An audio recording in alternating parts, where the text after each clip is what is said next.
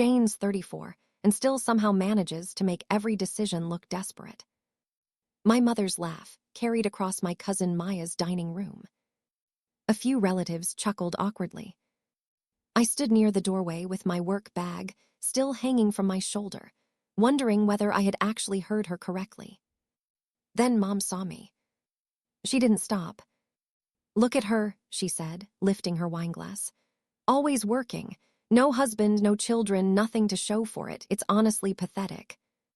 3 days earlier, I had transferred $1,840 to pay her latest specialist bill. Nobody at that table knew that. Apparently, Mom preferred it that way. I slowly put my bag down. "You think my life is pathetic?" Mom rolled her eyes. "Oh, Jane, don't become dramatic just because someone finally told you the truth." Across the table, Maya suddenly grabbed for her phone. Her face had gone pale.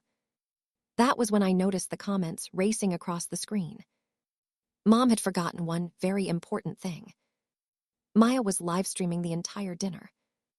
I had come straight from work to Maya's apartment that Sunday, expecting nothing more complicated than dinner with relatives. Instead, Mom had turned the table into an awards ceremony for everyone except me. "Rachel and Mark bought their second house," she announced proudly, "and Daniel just got promoted." "That's wonderful," Aunt Rebecca said. Someone asked, "What about Jane? How's she doing?" Mom laughed before I could answer. "My daughter, Jane, is a desperate failure who still hasn't figured her life out at 34. The room changed immediately. Forks stopped moving. Maya glanced toward me. I waited for Mom to soften it into a joke. She didn't. "She works constantly because what else does she have waiting for her?" Mom continued. "I keep telling her, at some point you have to build an actual life." "Deanne," Rebecca murmured. But Mom was enjoying the attention. "At least I've always been independent," she said. "I've never needed anybody to rescue me." That sentence landed differently. For 5 years, I had covered insurance gaps, prescriptions, specialists, and payment plans whenever Mom told me she couldn't manage them. And she had always made me promise not to tell anyone. I looked directly at her. "You've never needed anybody." Her smile vanished. "Don't make this about you again." Then Maya whispered, "Oh my God." She picked up her phone. "What?" "Jane." The screen was filled with comments. More than 200 people were watching, including relatives who hadn't come to dinner.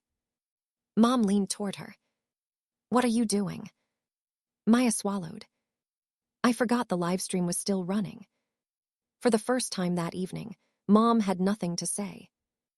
I didn't explain the $1,840. I didn't expose the 5 years before it. I simply picked up my coat and walked out. "Jane," Mom followed me into the hallway. "Walking away just proves how immature you are." I reached my car, shut the door, opened her contact, and pressed block caller *.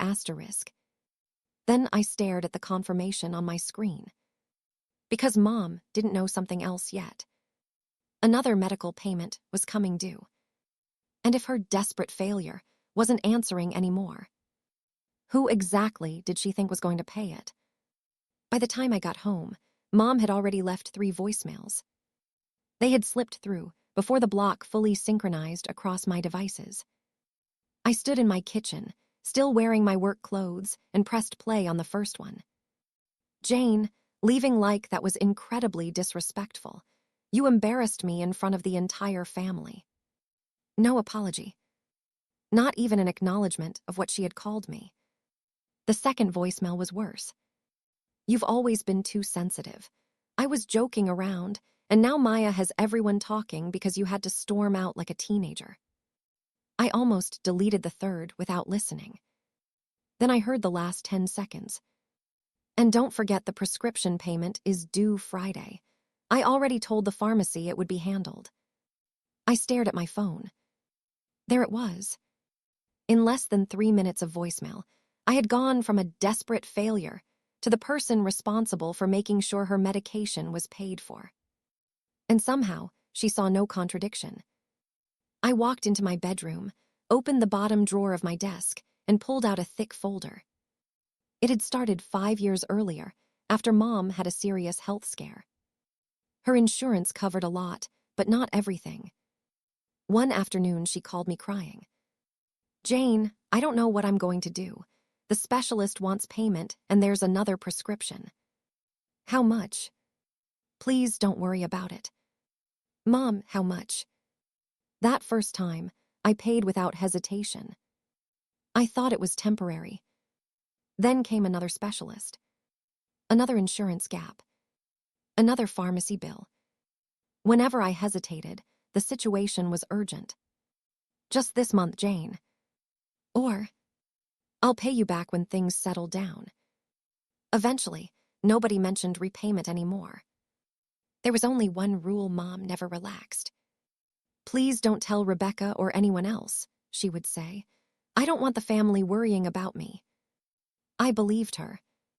So while Mom attended birthdays and holiday dinners talking about independence, I stayed quiet.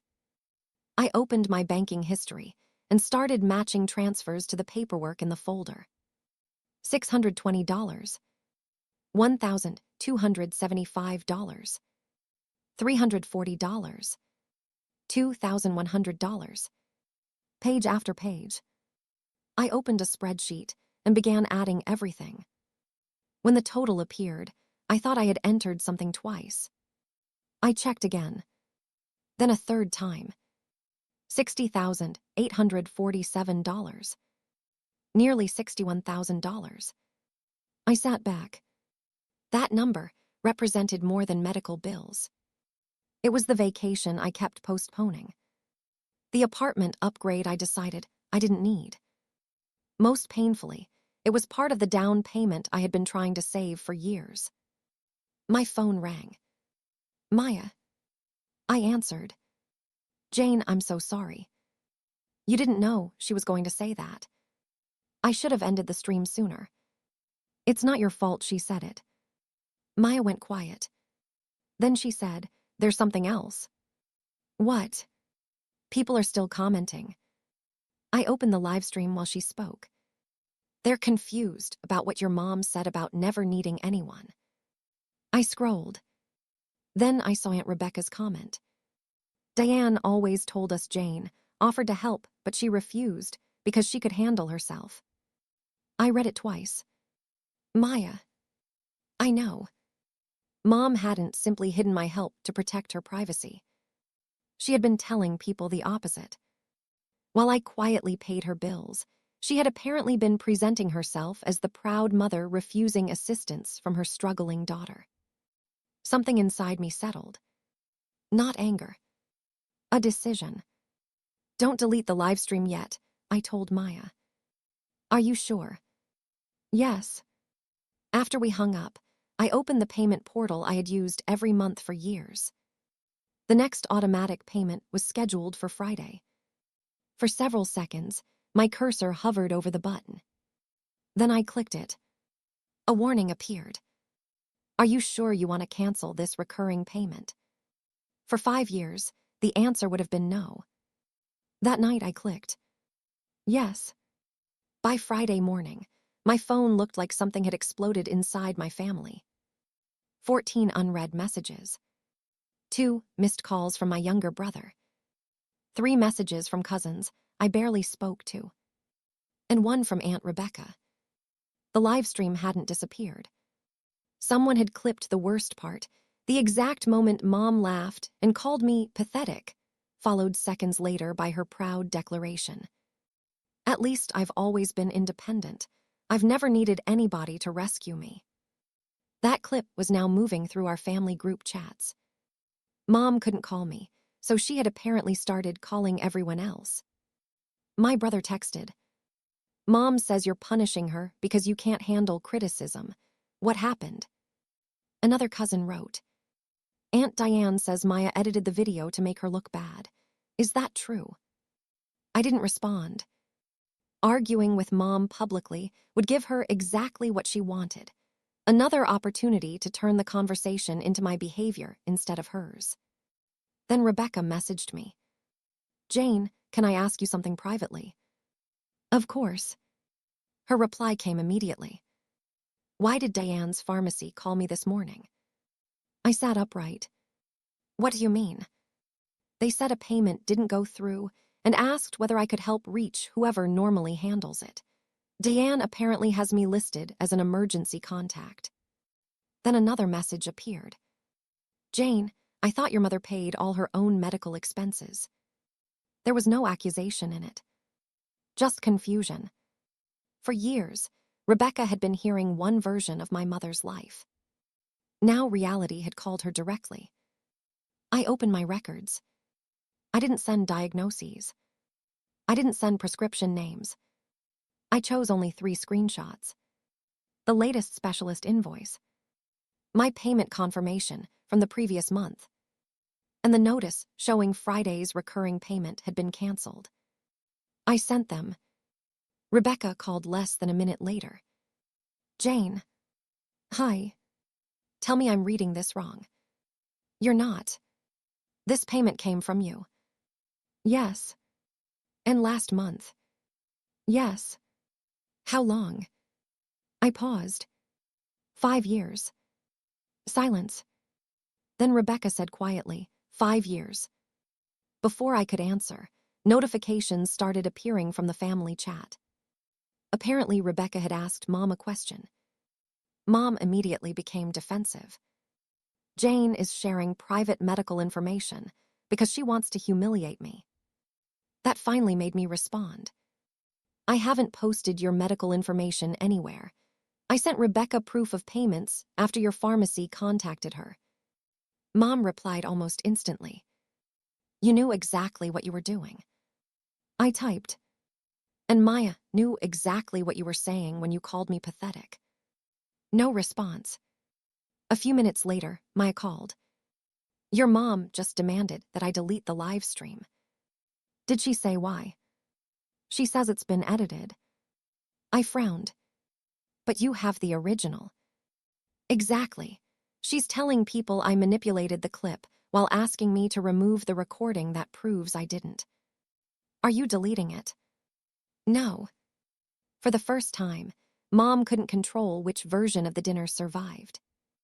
Then Rebecca posted again. This time, nobody replied immediately. Not my brother. Not my cousins. Not even Mom. Because Rebecca had written one sentence. "Then explain why Jane's name is on 5 years of your payments." Mom's email arrived at 8:17 Saturday morning. The subject line was simply, "We need to talk." I almost ignored it. Then I opened it. The first paragraph accused me of being disrespectful. The second said I had misunderstood a joke. By the third, the real reason for the email appeared. "There is still an outstanding medical balance, Jane. Whatever disagreement we're having does not change your responsibilities. This needs to be handled." I read that sentence twice. My responsibilities. She could call me a desperate failure in front of the family, tell everyone she had never needed help, and then contact me privately expecting the same failure to pay her bill. I replied once. "I will not be making any more payments. I'll forward the account information and documents you need to manage everything yourself." Mom answered within minutes. "So you're really going to do this over one dinner?" I didn't respond. Instead, I logged into the pharmacy account. My card was still saved. I removed it. Then I transferred administrative access for the remaining payment plans back to Mom. One by one, every financial connection between us disappeared from my screen. Meanwhile, the family chat had become unusually active. Relatives were comparing things Mom had told them over the years. My brother remembered her saying I was too obsessed with work to help anyone. Rebecca remembered Mom claiming she had rejected my offers because she didn't want to encourage my need to feel useful. Even my long hours, the same hours Mom mocked during the live stream, had helped fund the expenses she pretended I never paid. I still didn't post the total. The nearly $61,000 stayed private. Then Rebecca called. "I want to speak to your mother tonight," she said. "About what?" "The payments, but I won't use anything you sent me unless you're comfortable with it." I looked at the folder beside my laptop. Use the payment records, nothing about her diagnosis. Understood. That evening, Rebecca arranged a family video call. I joined mostly to listen. Mom appeared on screen, looking irritated. "This has become ridiculous," she said immediately. "Jane helped occasionally. Everyone is acting like she supported me." Rebecca held up several printed pages. "Occasionally."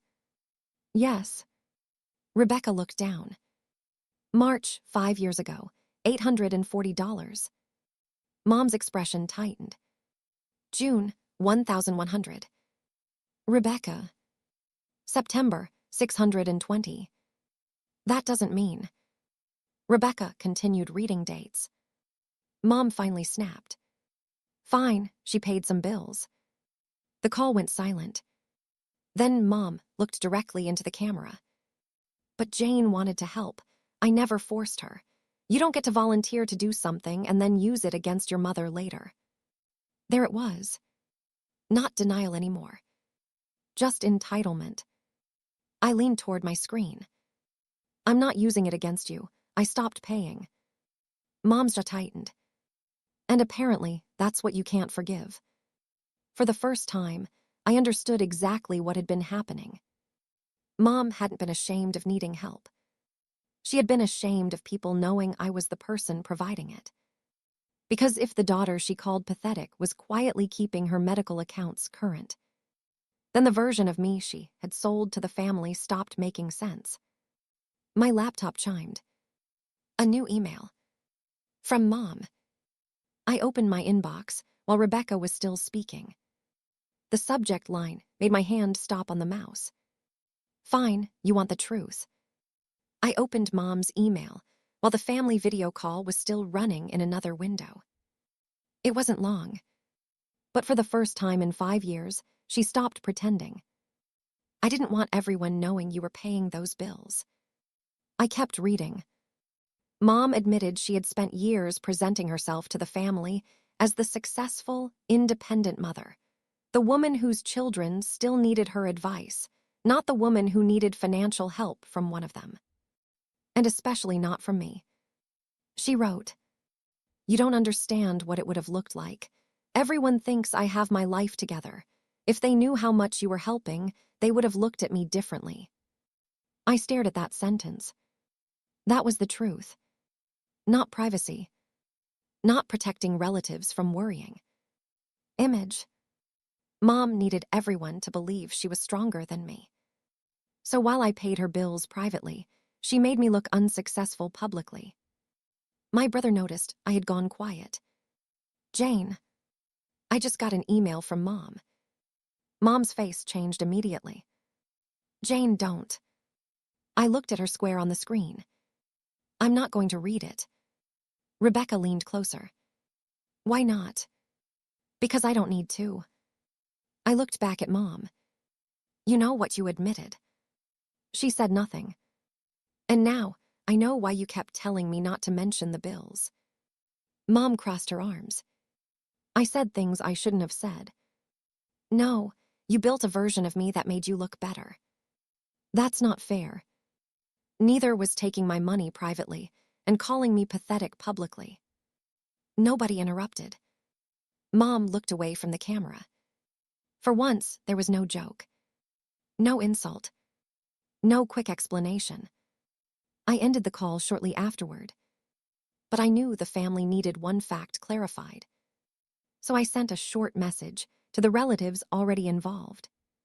For 5 years, I helped Mom with medical expenses totaling nearly $61,000. I kept that private because she asked me to.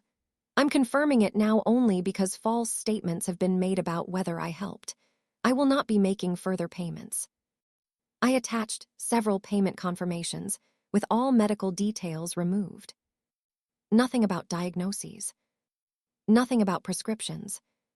Just dates, amounts, and my name. Maya kept the original live stream. That mattered because Mom could no longer claim the clip had been manipulated. The family could hear her exact words for themselves. The change wasn't dramatic. Nobody started screaming at Mom. Nobody disowned her. They simply stopped automatically accepting her version of me. Rebecca called her the next day.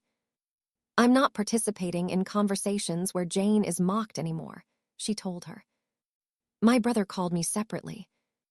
"I owe you an apology." "For what?" I believed her. He hesitated. "She always made it sound like you barely helped, like she was the one constantly worried about you." "I know. I didn't know about the bills. You weren't supposed to." That was what hurt most. Mom hadn't just hidden the truth. She had replaced it. And now that replacement had collapsed in front of the same relatives she had tried to impress. The financial consequences came next. Without my card attached to her accounts, Mom had to call her providers herself. She arranged a different payment schedule. She reduced some discretionary spending. She reorganized her monthly budget. Nobody denied her necessary care. Nobody abandoned her. She simply had to start treating her medical expenses as her responsibility instead of mine. Weeks passed before she contacted me again. This time, it was an apology. There were parts that sounded sincere. "I should never have called you those things." But there were also repeated requests to put the family back together. I answered once. "I can forgive you without financing you. Those are two different things. I won't restart the payments. If we have a relationship going forward, it has to include basic respect." She didn't answer immediately. For several months, we barely spoke. And something unexpected happened during those months. My savings started growing. The money that had disappeared into Mom's bills every month stayed in my account. For years, I had watched condo prices while telling myself I needed another year. Then another. Then another. Eventually, I reached the down payment I had kept postponing. One afternoon, I found myself touring a small condo with sunlight pouring through the living room windows. The agent asked, "Can you see yourself here?" I looked around. Yes. And I realized I could. Months later, Maya invited me to another family gathering. I almost declined. Then I went. Mom was there. She was quieter. Not defeated. Not humiliated. Just different. At dinner, Rebecca asked me, "How's the condo search going?" "Actually, I found one I really like." My brother smiled. "That's great." Mom looked at me. For a second, I expected the familiar comment. 34. Single. Working too much. Behind everyone else. Instead, she simply said, "I hope it works out." And she let me answer for myself. Maya's livestream had exposed 5 years of hidden sacrifice by accident. But the livestream wasn't what changed my life. The change happened in my car that first night, when I finally stopped confusing financial sacrifice with love and silence with loyalty. Mom had called me a desperate failure while accepting thousands of dollars from me behind closed doors. She lost control of that story the moment everyone heard her say it. And I stopped living inside that story the moment I refused to keep funding it. I blocked one number that night, but what I really ended was 5 years of being useful in private and worthless in public.